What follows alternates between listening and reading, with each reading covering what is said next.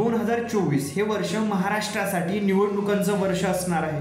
या वर्षामध्ये लोकसभा तसेच राज्यातील विधानसभा आणि स्थानिक स्वराज्य संस्थांच्या निवडणुका होणार आहेत। यामुळे राज्यातील नेते कार्यकर्ते सर्वच पक्ष कामाला लागलेत। आता आपण पाहिलं तर राज्यामध्ये महायुती आणि महाविकास आघाडी असे दोन बाजू दोन गट एकमेकाविरोधात निवडणुका लढतील। महायुतीची सत्ता राज्यात असल्यामुळे निवडणुकामध्ये त्यांचे पारडे जड असल्याचं बोललं जातं। महायुतीत भाजप, शिंदे गट शिवसेना आणि अजित पवार गट यांची राष्ट्रवादी असे हे घटक पक्ष आहेत। तर दुसरीकडे महाविकास आघाडीमध्ये काँग्रेस, ठाकरे गट आणि शरद पवार गट असं आहे। या सगळ्यांनी निवडणुकांच्या तयारीला सुरुवात केली आहे। जर आत्ता राज्यामध्ये निवडणुका झाल्या लोकसभेच्या तर राज्यामध्ये काय परिस्थिती असेल किंवा लोकसभा निवडणुकीमध्ये कोणाची बाजू ही जड असेल, पारडं जड असेल हे सांगणारा एक सर्वे आला। या सर्वेनुसार नेमकं राज्यात महायुती का महाविकास आघाडी कोण बाजी मारणार आहे जाणून घेणार आहोत या व्हिडिओच्या माध्यमातून। नमस्कार, मी प्रथमेश आणि आपण सर्वजण पाहत आहात नवराष्ट्र। मंडळी, लोकसभा निवडणूक 2024 ही अत्यंत महत्त्वाची निवडणूक आहे। या निवडणुकीवरूनच देशात येणारे 5 वर्ष कोण राज्य करेल, एनडीए का नव्याने तयार झालेली इंडिया आघाडी हे ठरणार आहे, याचा निकाल येणार आहे। याच पार्श्वभूमीवर एकीकडे भाजप आणि काँग्रेससह सर्व राजकीय पक्षांची तयारी अंतिम टप्प्यात आली। अलीकडेच झालेल्या 5 राज्यांच्या निवडणुकांमध्ये 3 राज्यात भाजपने जबरदस्त यश पटकावले।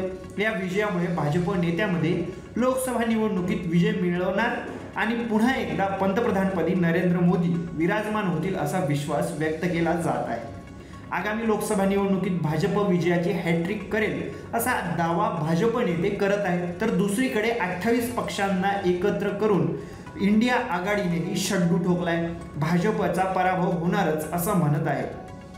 त्यामुळे पुढील लोकसभा निवडणुकीत इंडिया आघाडी की एनडीए यात कोण बाजी मारेल हा मोठा प्रश्न आहे। याच पार्श्वभूमीवर सी वोटर या संस्थेने एक सर्वे केला।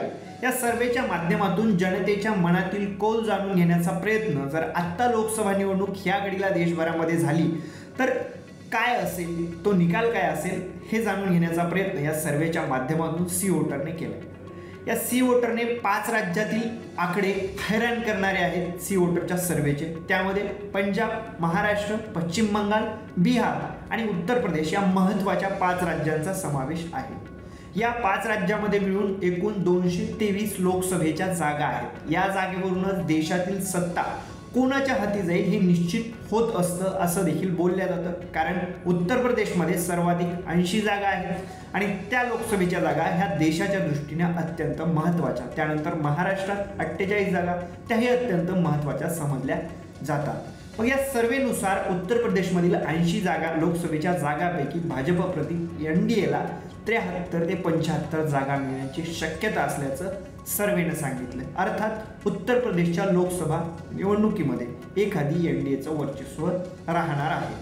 तर उत्तर प्रदेशमध्ये इंडिया आघाडीला केवळ 4 ते 6 जागा जिंकण्याची शक्यता या सी वोटरच्या सर्वेनं वर्तवली आहे। त्यानंतरचं राज्य आहे ते म्हणजे बिहार।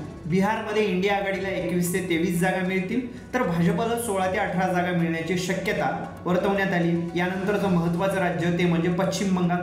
पश्चिम बंगालमध्ये 42 लोकसभेच्या जागा आहेत, त्यापैकी 23 ते 25 जागावर तृणमूल काँग्रेस जे इंडिया आघाडीत आहे तर 16 ते 18 जागावर भाजप येण्याची शक्यता वर्तवण्यात आली आहे। तर काँग्रेसला 2 जागा मिळण्याची शक्यता देखील या सी वोटरच्या सर्वेनुसार पश्चिम बंगालमध्ये वर्तवण्यात आली आहे। त्यानंतरचं राज्य आहे ते म्हणजे पंजाब। पंजाबमध्ये 13 आहेत, त्यापैकी 5 ते 7 जागा काँग्रेस, 4 ते 6 जागा आम आदमी पार्टी आणि भाजपला 2 जागा मिळण्याची शक्यता वर्तवण्यात आली आहे।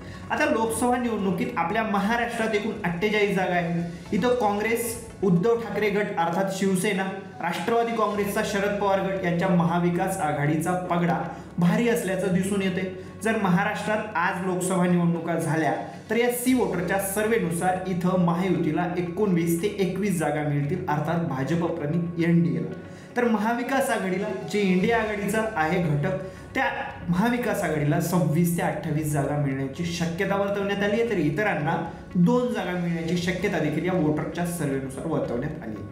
मतांच्या टक्केवारीचा विचार करायचा तर महायुतीला 37%, तर काँग्रेसला 41% अर्थात महाविकास आघाडीला आणि अन्य 22% असं मतं मिळण्याची शक्यता देखील वर्तवण्यात आली आहे या सर्वेनुसार।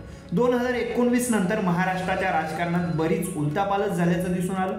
त्यात सुरुवातीला मुख्यमंत्री पदावरून भाजप शिवसेना युती मोडली आणि नंतर राज्यात पहिल्यांदा कट्टर विरोधी पक्ष असलेले शिवसेना काँग्रेस एकत्र आले आणि महाविकास आघाडी तयार झाली. महाराष्ट्रात महाविकास आघाडीचं सरकार स्थापन झालं, परंतु अवघ्या 2.5 वर्षात शिवसेनेत फूट पडली. त्यानंतर एकनाथ शिंदेसह 40 आमदार भाजप सोबत गेले आणि त्यामुळे उद्धव ठाकरेंना मुख्यमंत्रीपदाचा राजीनामा द्यावा लागला.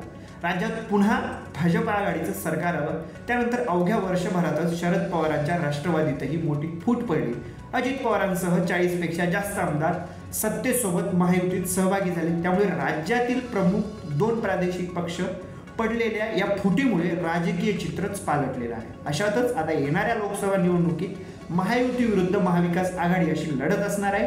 त्यात जास्तीत जास्त जागा मिळवण्यासाठी सगळेच पक्ष तयारीला लागले आहेत. त्यामुळे लोकसभा निवडणुकीत कोण विजयी होईल हे निकालानंतरच स्पष्ट होईल. परंतु आत्ताच्या या सी वोटरच्या सर्वेनुसार महाविकास आघाडीचं पारडं जड आपल्याला पाहायला मिळत आहे.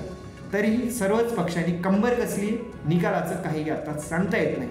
तुम्हाला काय वाटतं, नेमकं राज्यामध्ये कोणाचं पारडं जड असेल आणि राज्यातील 48 लोकसभा जागांपैकी नेमकं कोणता पक्ष किंवा कोणती आघाडी युती सर्वाधिक जागा जिंकेल, नक्की कमेंट करून सांगा. अशाच प्रत्येक व्हिडिओसाठी पाहत राहा नवराष्ट्र. चॅनलला सबस्क्राईब करा, व्हिडिओला लाईक शेअर नक्की करा.